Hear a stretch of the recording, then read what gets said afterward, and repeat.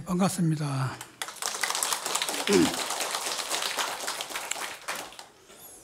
예, 의상 스님은 속성은 박씨고 계림부 사람이라고 송고성진은 그렇게 했는데 삼국유사에는 또 김씨라고 그러더라고요. 그러니까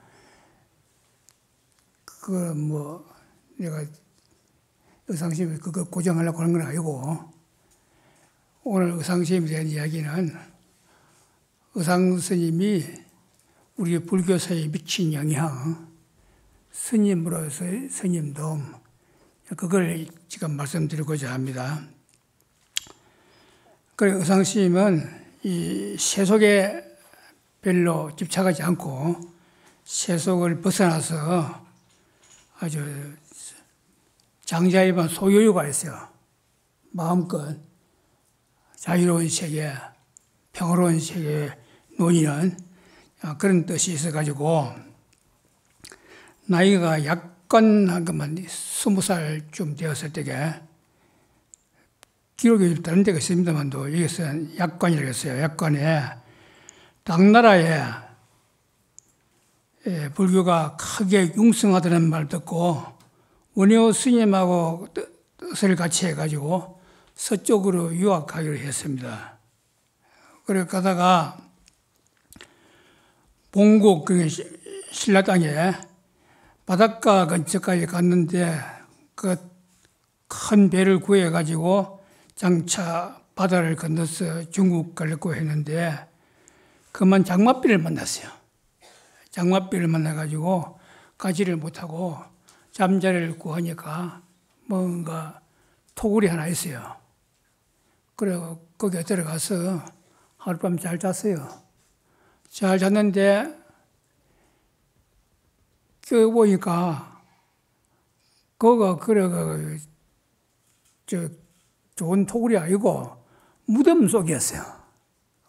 무덤 속이니까 떠나야겠는데 비는 오고 갈 수도 없고 갈 수 없이 거기에서 다시 자게 됐어요.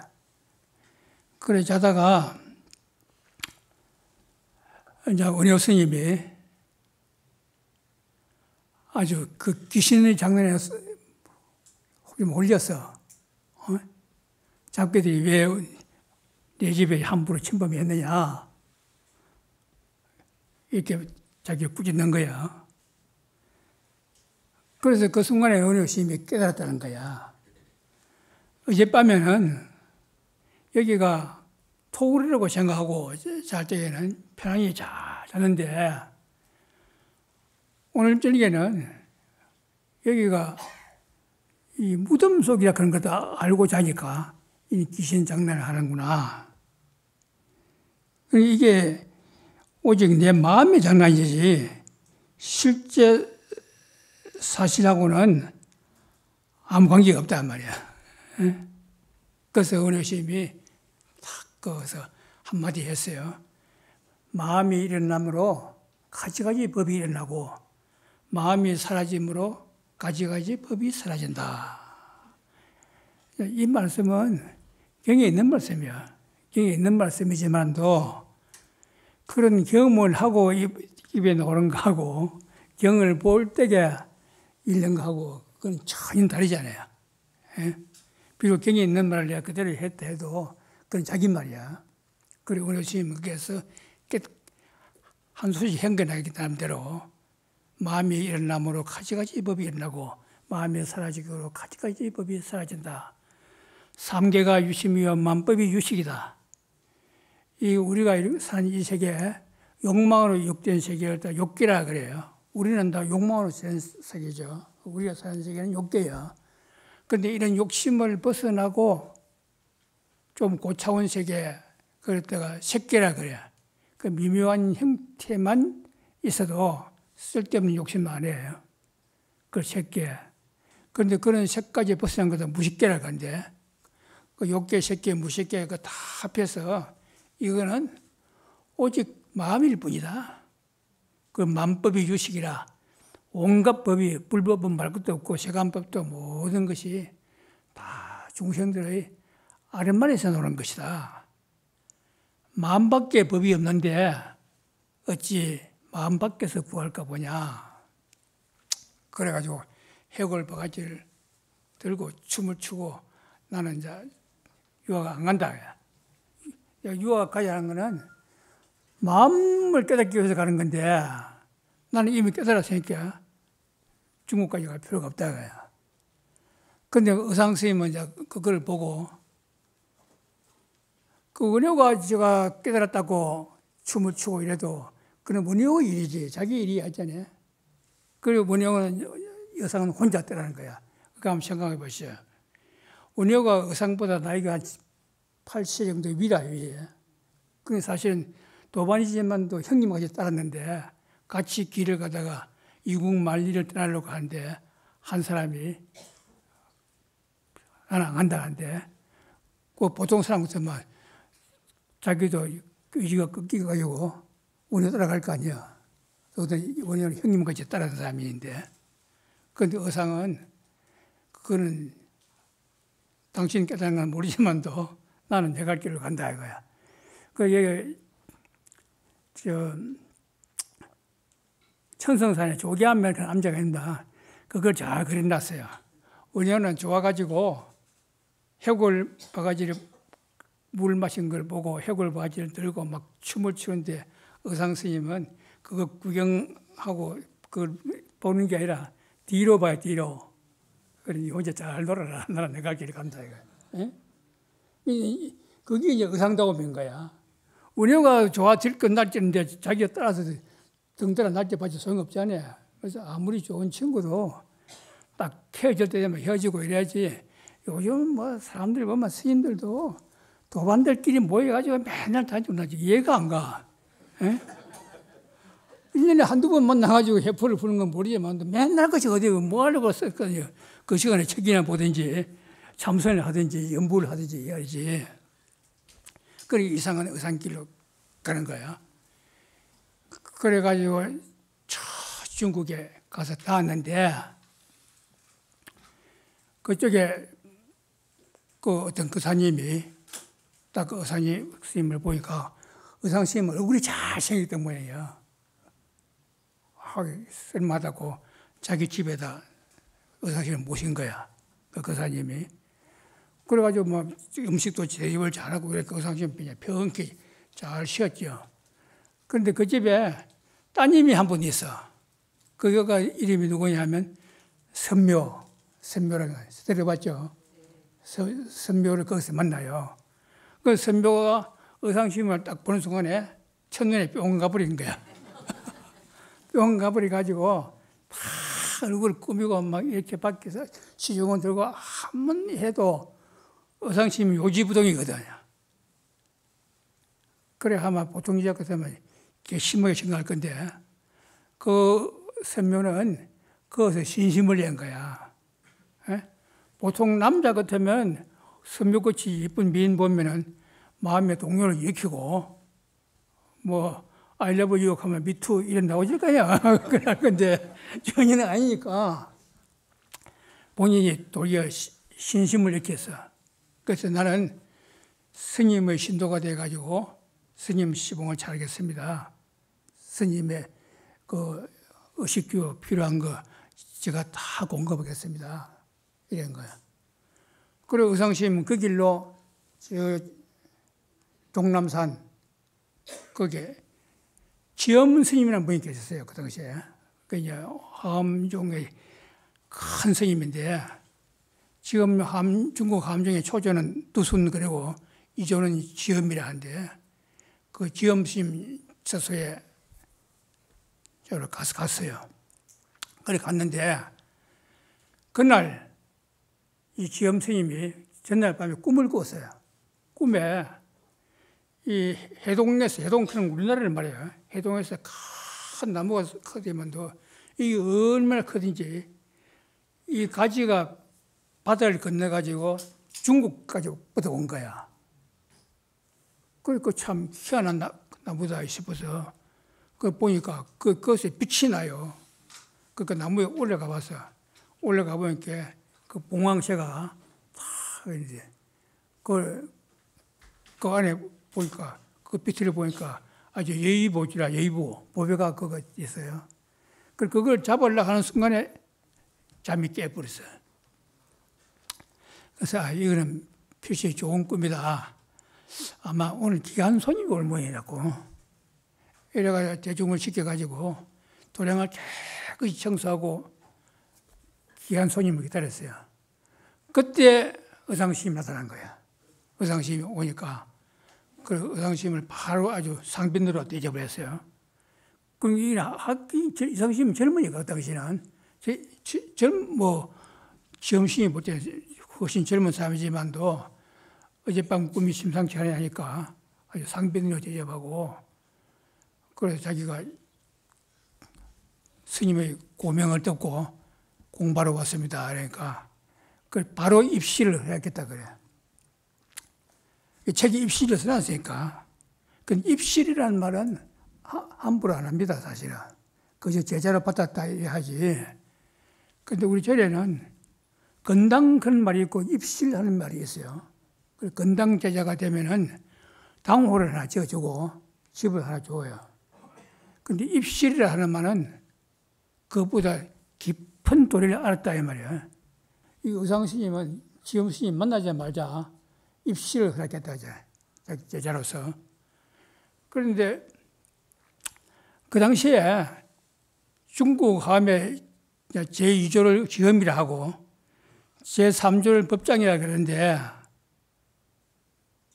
사실은 그때 법장 스님 거기 살았어요. 스님 갈 때에.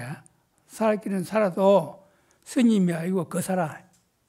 거사도 나이가 아주 어려. 의상심보다 18년이 늦더라고 보니까. 그 의상심이 뒤에 선배지요. 그런데 이 법장 스님은 의상심의 형님으로 돼. 그 지금 일본의 천리대학교로 계세요. 천리교에서 이제 천리대학교에 그 법장 스님이 의상 스님에게 보낸 편지가 있어요. 그 편지가 그 보배인데 그게 이제 공표가 돼가지고 지금은 그게 한국 불교 전서에 다시 실려 있더라고 그대로. 원래 원본은 일본 천리대학교인데 그것을 자기 그 대학교에서 가장 값 있는 자료로서 취급한다는 거야. 그 자료를 갖다가 거기 보면 뭐라고 쓰냐면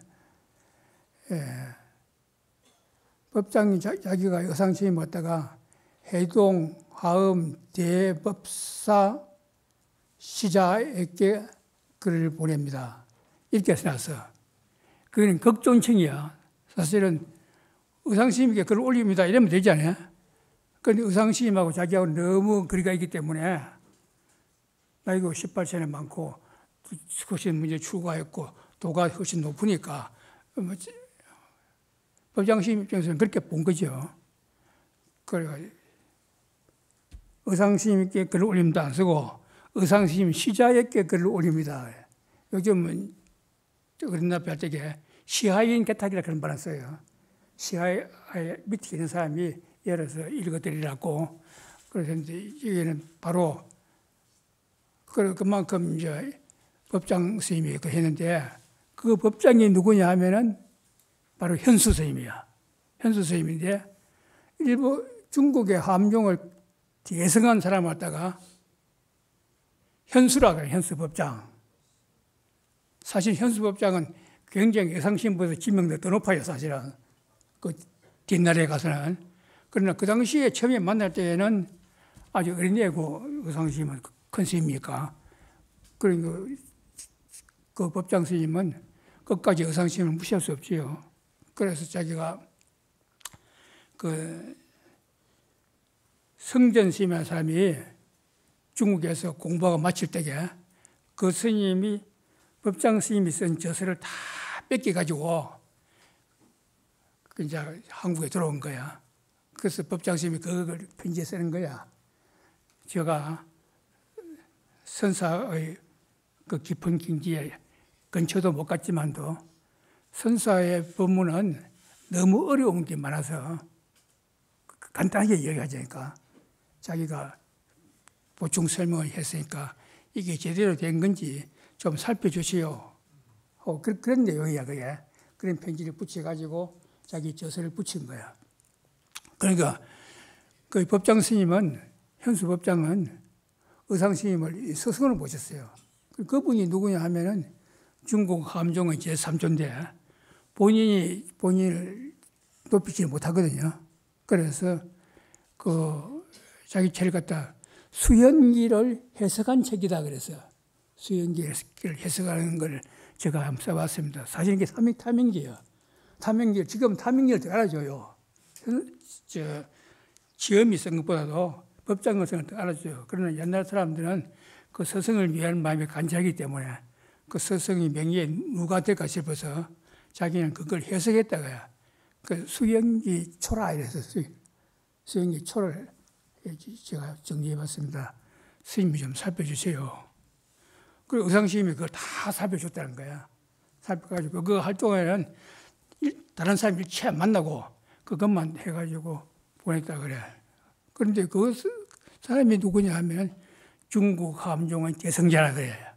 지금은 본인은 그렇게 이제 선사한테 그렇게 자기를 낮추고 자기 선사를 높이지만도 뒤에 볼 때에는 이 현수 법장이야말로 함종을 대성한 사람이다.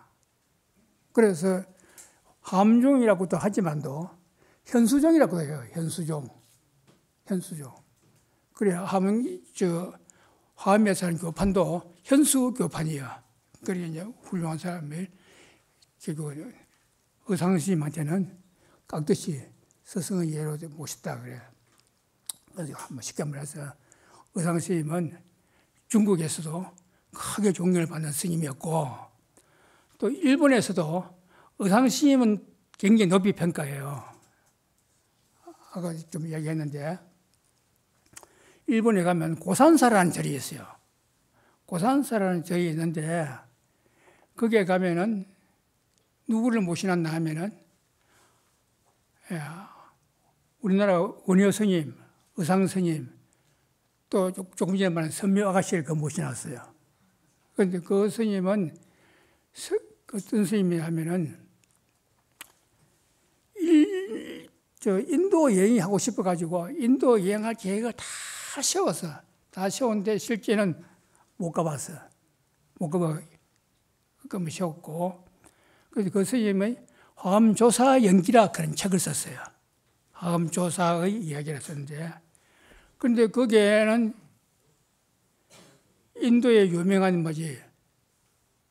용수보살, 마명보살, 천친보살, 무착보살 이런 이야기도 하나도 안 나오고 중국의 화엄오조사 큰 조사 스님 얘기도 안 나오고 일본 얘기도 안 나오고 오로지 한국의 의상 스님하고 원효 스님 얘기만 나와요. 근데 원효 스님도 요습공리 그런 거 얘기했잖아요. 그런 이야기는 한자도 없어. 한마디도 없고 의상 스님하고 이 선묘 이야기하고 이거는 아주 상세히 써놨어요. 상세히. 그래서 처음에 그 일본 화엄조사 연기 책이 나올 때는 원효 이야기는 2권, 의상 이야기는 4권이었어요. 그런데 지금 한국에서는 원효 스님을 더 평가하고 의상 스님을 조금 낮게 보는 경향도 있지만도 그 명예 스님이 볼 때는 의상 스님이 보다 스님답고 보다 진지한 사람이었다. 그렇게 본 것 같아 보니까. 그래 의상 스님이 중국에서 이제 공부하고 들어올 때 선묘는 어떻겠느냐. 다 음식을 준비하고 또 스님 옷까지도 준비하고 이래가지고 백전에 나왔는데 의상 스님이 탄 배는 이미 떠나버렸어요. 떠나버리니까 그 천지 신명께 빌었어요. 내 이 신심이 더러운 욕정이 아니고 정말 바른 신심이라면 이 물건이 저 배에 닿기를 바랍니다 하고 축원하고 그 옷까지 하고 음식하고를 바다에 던지니까 호련히 겨울바람이 불어가지고 의상 스님이 탄 배에다 딱 실어준 거야. 그래 실어주니까 이제 의상 스님이 타고 오는데 바람이 불면 이게 설묘가 보니까 태풍 속에 스님이 무사히 갈 수가 없잖아요. 옛날에는 지금부터는 큰 배가 아니니까 바다에서 조난당한 수가 많아요. 그래서 유학 가다가 또 장사하다가 바다에 빠진 사람이 많았대요. 그래서 자기가 보호유의했다고 그래서 내가 용이 돼가지고 스님이 가는 배를 갖다 보호하도록 해달라고 그렇게 축원하고 자기가 바다에 뛰어들어 버렸어요. 진짜 용이 됐어요. 진짜 용이 돼가지고 이게 배가 움직임에 따라서 앞이 위험하면 앞쪽으로 가고 뒤가 위험하면 뒤쪽으로 가지고 배를 받쳐주는 거야. 그래가지고 무사히 신라에 도착했어요. 그리고 이제 자기 형제는 감추고 안 보이는데 의상스님이 좀 외로운 일이 있으면 어려운 일이 있으면 뒤에서 다 도와주는 거야. 그 예를 들자면 부석사에다 자기 갔다가 보니까 그 자리 잡아보니까 거기가 좋거든. 거기 백제 고구려 위험도 없고 또 겨울은 따뜻하고 여름은 시원하고 여기야말로 화엄을 펼만한 곳이다.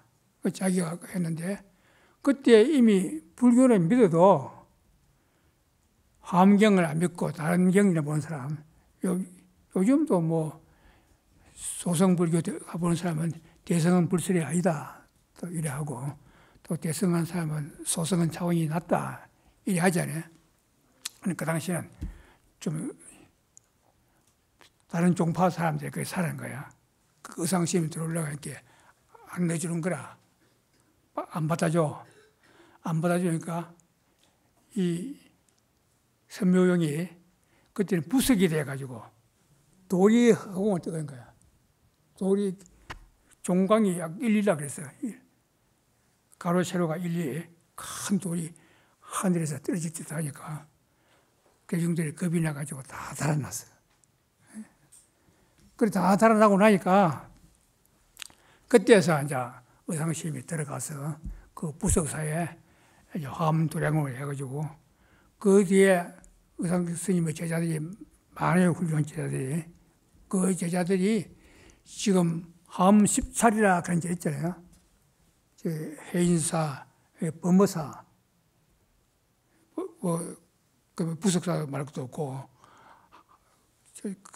구리 화엄사, 이게 전부 다 의상스님의 제자들이 지은 절이야. 그래서 우리 화엄 도량 갖다가 크게 넓히는 그런 역할을 했습니다. 근데 금년이 의상대사가 출생한 지가 딱 1400년 된 해야. 서기 625년에 의상스님이 태어났어요. 태어났는데, 그리고 오늘날 우리 성년들이 본받아야 할 거는 의상의 정신이 필요해.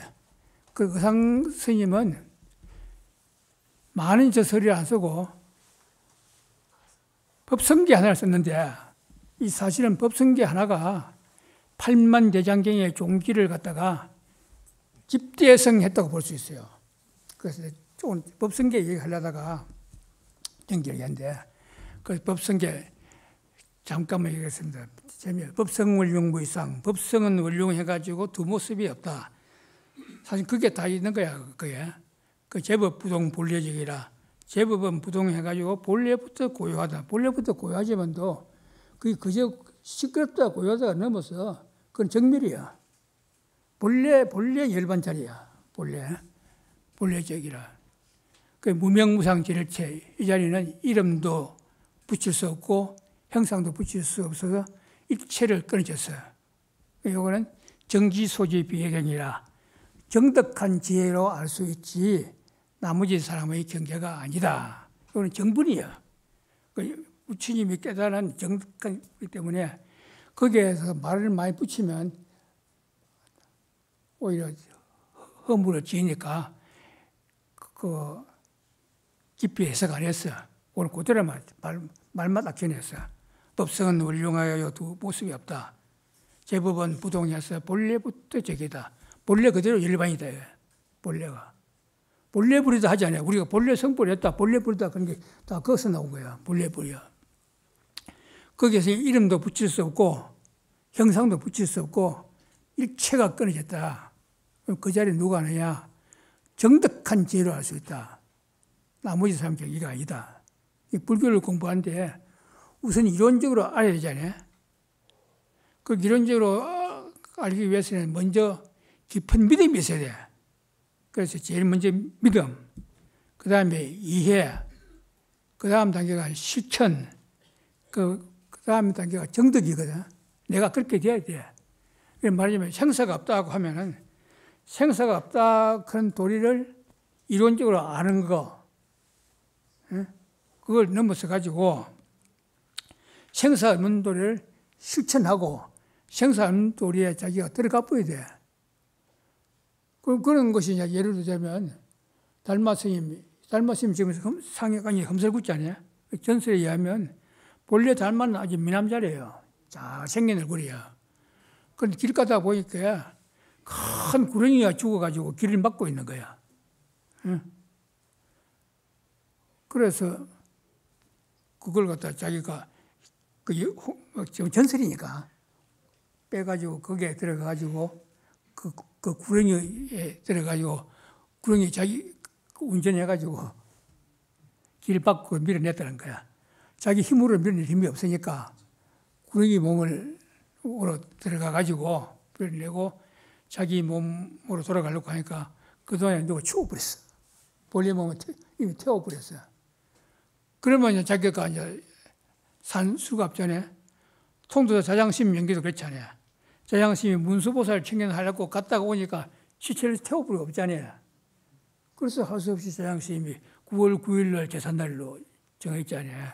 그래 하듯이 이 달마 스님도 처음에 본래 몸은 아주 미남자인데 그 뱀이 치우고 오니까 자기 몸을 누가 가져가 버렸으니까. 그래서 보니까 아주 험사궂은 놈이 하나 죽어 있어. 거기에 영혼이 들어가가지고 그래 행세한 거야. 거기에 지금 좀 보기 싫은 그 험살궂은 달마상이 험살궂지 않아요? 그런 이야기가 있어요. 그래서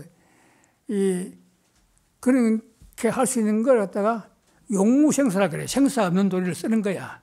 실제로. 그럼 우리가 생사 없는 도리를 알아도 정거로 데릴 거면 정거되기 힘들잖아요.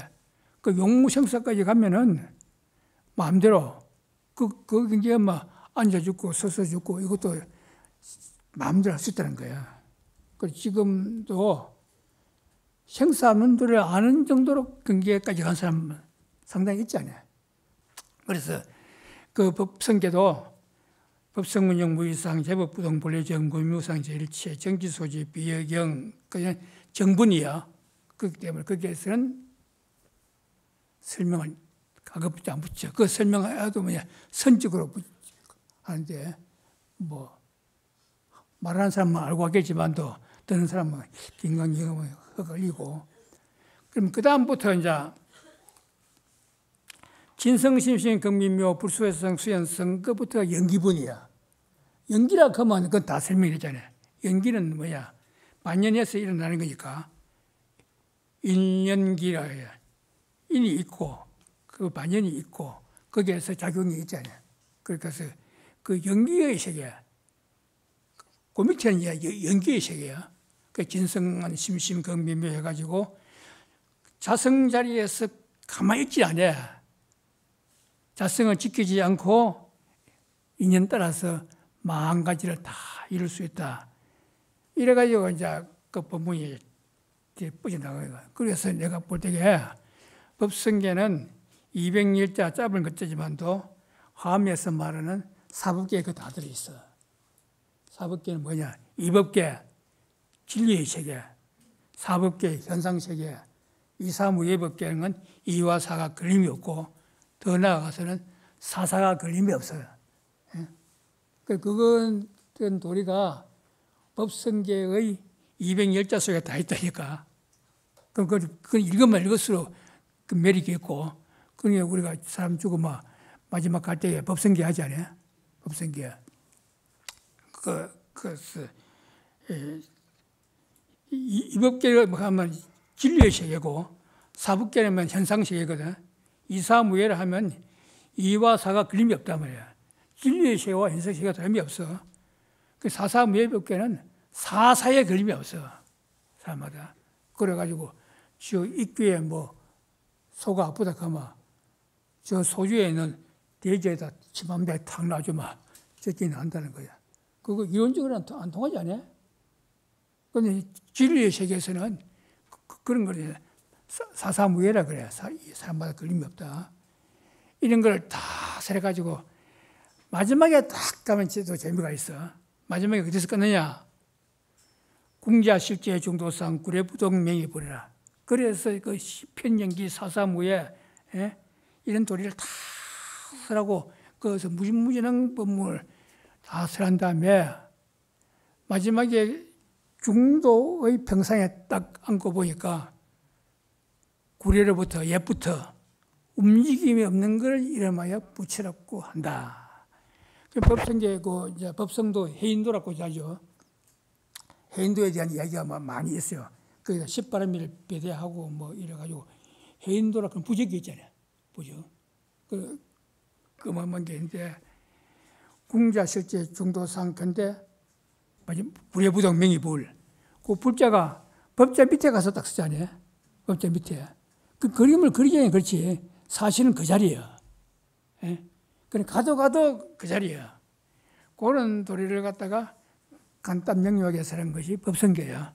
그런데 이런 걸 구체적으로 설명하는 우리 문광신부터 뭐 잘 하지. 우리가 마누얼로 가면 여기 젊은 사람 못 당해요, 솔직히.